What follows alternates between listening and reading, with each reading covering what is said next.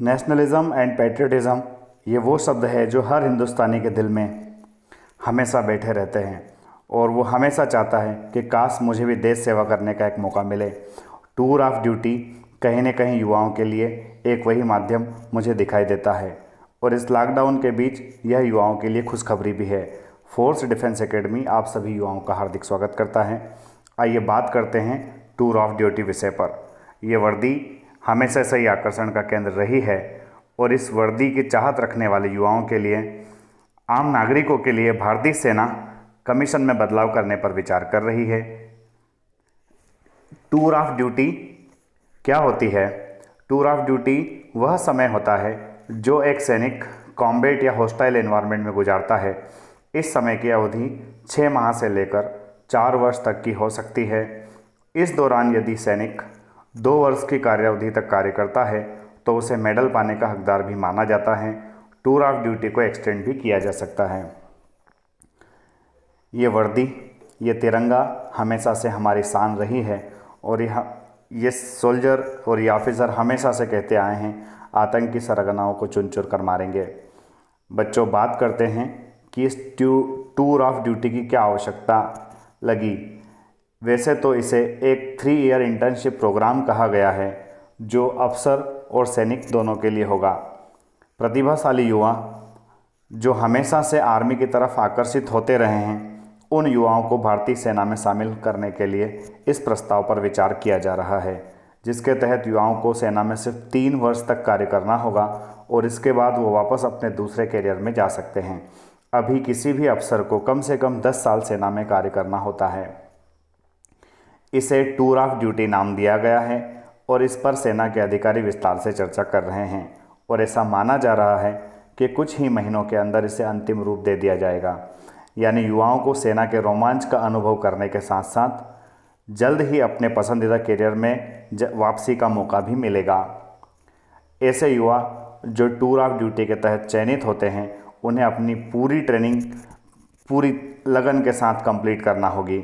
इस प्रस्ताव में उन युवाओं को सेना में लाने की तैयारी की गई है जिन्हें सेना आकर्षित तो करती है लेकिन वो लंबे समय तक इसमें रहना नहीं चाहते। प्रस्ताव के मुताबिक युवाओं को उन सारी प्रक्रियाओं से गुजरना होगा जिससे होकर सेना में अफसर बनते हैं।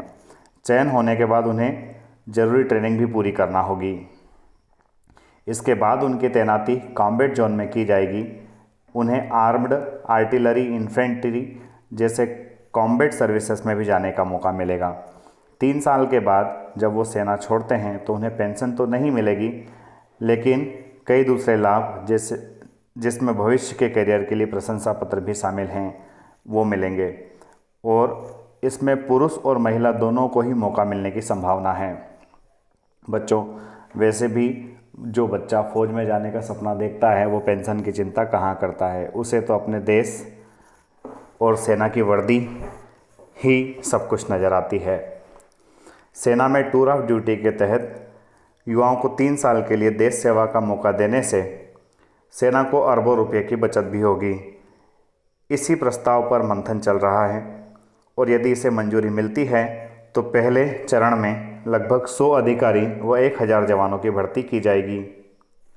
इस योजना के माध्यम से जो अरबों रुपये की बचत होगी उसे सेना आधुनिकीकरण पर खर्च कर सकेगी।